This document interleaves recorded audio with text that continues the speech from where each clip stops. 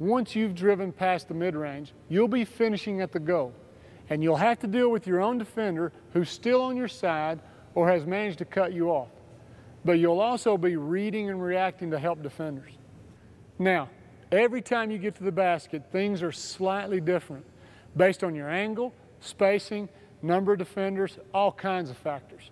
So we can't cover every possible combination. But what I can do is train you to read and react to the 4 primary finishing situations. I say train you because you can practice the moves used in these situations. And if you can practice it, you can master it. Now, the moves required to handle these situations do require a certain amount of strength, body control, and athleticism. So be patient with yourself and keep after it until you master them.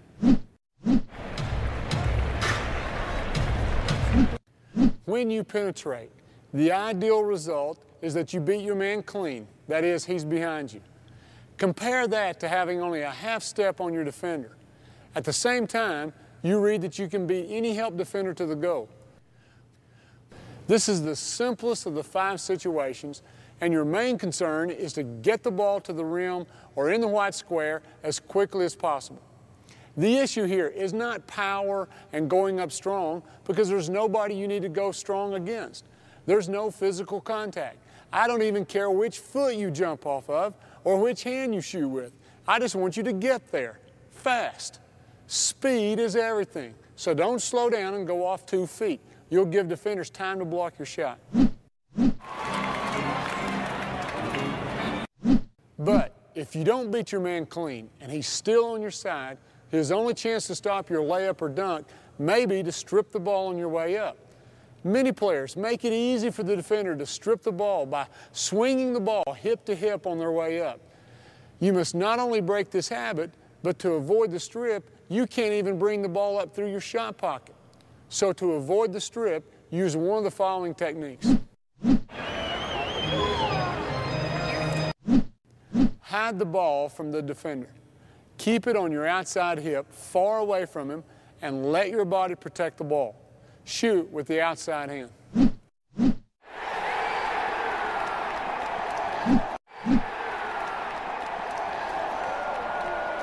Turn your back to the defender so that your body is between him and the goal. Lay the ball up with your outside hand.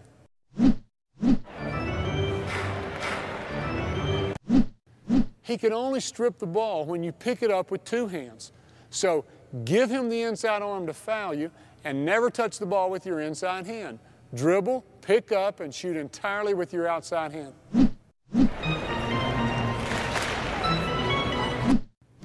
As you saw in the previous chapter, if you lean into the defender, he may give up the space in order to avoid the foul. He can't strip you if he's behind you.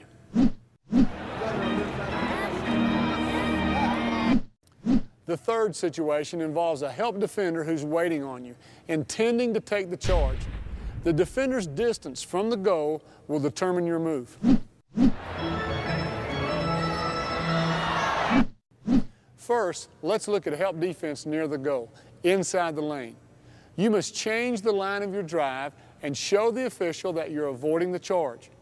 If you go off 1 foot, you can change the position of your body somewhat and give the illusion that you're avoiding him. But going off 2 feet allows you to truly shift your body and change the line of your drive. Here's how. While going into the hop, you'll be deciding which way to shift. The first foot to hit the ground should be opposite the direction you want to go. If you're going to shift to the right, land on your left foot first and shift your weight over your right foot. Your momentum is going to carry you by the defender. Extend and reach for the goal. Depending on your size, length, and athletic ability, you might finish the move with a finger roll, a teardropper, or recompose and shoot with 2 hands. But what if the charge taker arrives early and outside the lane? You can still get to the goal by hopping around the defender. You need to protect the ball, change direction to avoid the charge, and cover enough ground to get to the rim. Let's break it down. Snatch up your dribble and leave the ground off 1 foot. To avoid contact, change the angle of your drive with a long hop. turn your back to the defender while in the air. This protects the ball with your body. Whenever you place your body between the defender and the ball, you're practicing a good fundamental. Now, land on 2 feet and extend to the go.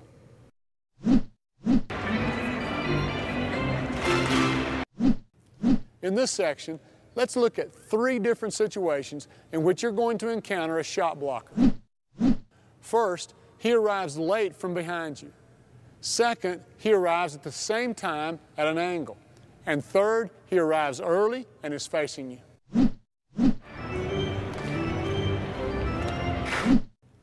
If the shot blocker is late and is coming from behind you, there's 2 ways to avoid the block. If you're driving from the wing or baseline, your best move might be to let your momentum carry you to the other side of the goal and use the rim for protection. Once he's committed to blocking you on one side of the goal, he can't change to the other side in midair. But if you're driving from the top, it will be tough for you to change sides of the goal. Instead, create so much space between the ball and the shot blocker that he can't get the block. This can be done by angling your body, jumping horizontally, and extending the ball in front of you.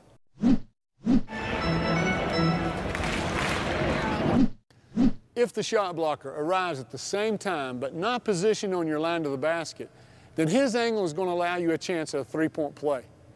Don't try to avoid contact and lean away from the shot blocker. This gives him a better chance of blocking your shot, and you have less of a chance of scoring or drawing the foul. So here's how to finish and get the 3-point play.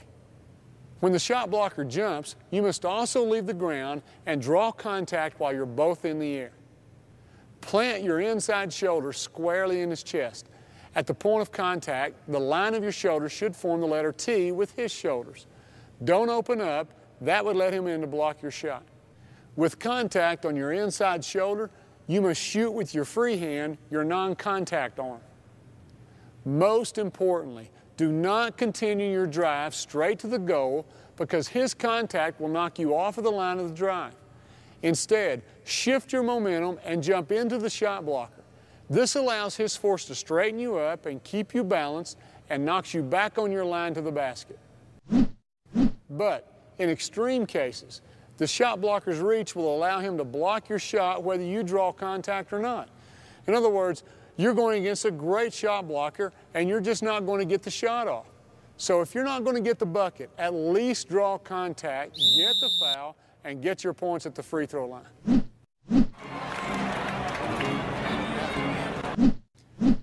If the shot blocker is in position, facing you on the line of your drive, jumping into the defender is going to result in an offensive foul. So what's your strategy now? I'll give you 2 options. Create more space away from him with the side hop. This is done by pushing off with the inside foot and landing on 2 feet at a good angle for the bank shot. If you're driving the right side, then push off with the left foot. If you're driving the left side, then push off with the right foot.